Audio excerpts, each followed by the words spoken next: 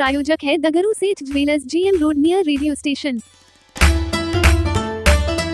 यातायात थाना परिसर में मद निषेध सिपाही भर्ती लिखित परीक्षा को लेकर संबंधित पुलिस पदाधिकारी एवं पुलिस कर्मियों के साथ ट्रैफिक डीएसपी ने की बैठक। 14 मई को दरभंगा जिले के 25 परीक्षा केंद्रों पर मद निषेध सिपाही भर्ती लिखित परीक्षा का आयोजन किया जाना है। इस परीक्षा की तमाम तैयारी को लेकर संबंधित पुलिस पदाधिकारियों पुलिस कर्मियों के साथ बैठक आयोजित ट्रैफिक डीएसपी बिरजू पासवान की अध्यक्षता में यातायात थाना परिसर में शुक्रवार को की गई।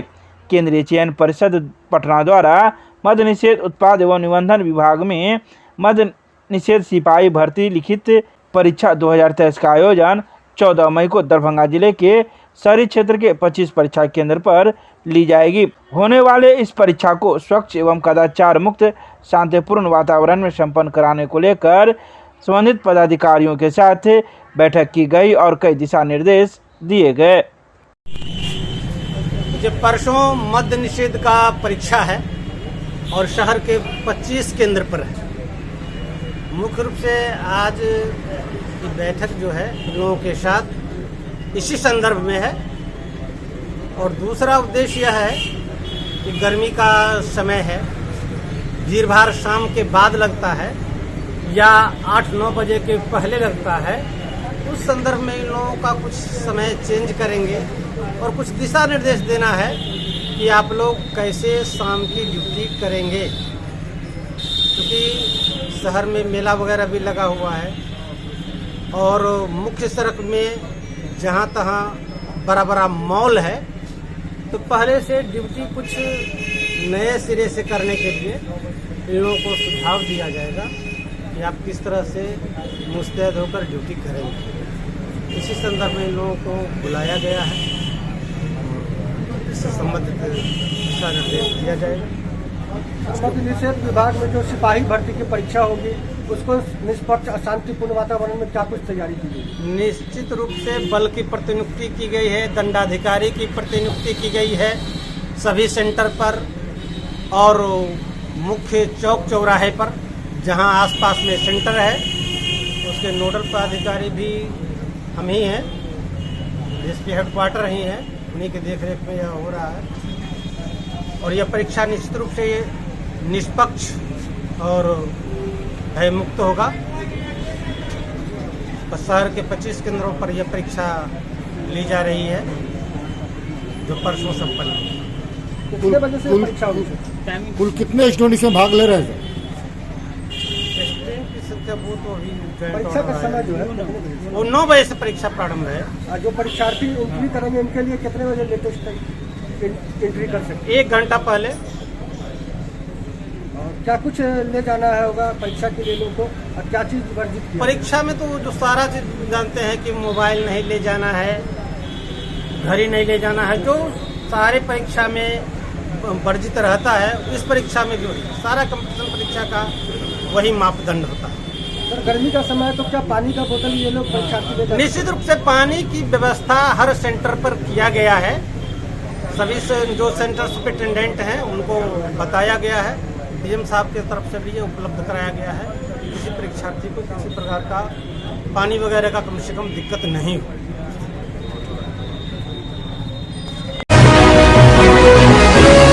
दरभंगा के लहरियासराय में वरीय पुलिस अधीक्षक के कार्यालय में लगाया गया जनता दरबार। प्रत्येक शुक्रवार की तरह इस शुक्रवार को भी दरभंगा के वरीय पुलिस अधीक्षक अवकाश कुमार के कार्यालय में जनता दरबार लगाया गया, परंतु वरीय पुलिस अधीक्षक की गैर मौजूदगी में दरभंगा जिले के विभिन्न थाना क्षेत्रों से आए हुए सभी फरियादियों को बारी बारी से बुलाकर ट्रैफिक डीएसपी बिरजू पासवान ने बातों को सुना एवं संबंधित लोगों को समाधान हेतु आश्वासन दिया। वरीय पुलिस अधीक्षक के जनता दरबार में आए हुए फरियादी अधिकतर जमीनी विवाद के मामलों में शिकायत लेकर पहुंचे थे। मारपीट, अपहरण इत्यादि जैसे बातों की उन्होंने शिकायत की। तो वहीं आइए सुनाते हैं क्या कुछ कहते हैं आए फरियादी एवं वरीय पुलिस अधीक्षक के गैर मौजूदगी में मौजूद ट्रैफिक के डीएसपी बिरजू पासवान क्या कुछ कहते हैं। घर तोड़ के रास्ता ले रहा गंदा गंदा गाड़ी बेटा दै छै, हमरा माथ बढ़ गेलै, साल भर मरल बोले बेटा मार रात के पुलिस जाए छै 2 बजे रात। हमर अपन बीजी जमीन छै बेटा, आ ताहिमे रात के जाए छै उ रास्ता 8 फीट खड्डा खोन देलकै, हमरा कहै छै काट के गाड़ देंगे।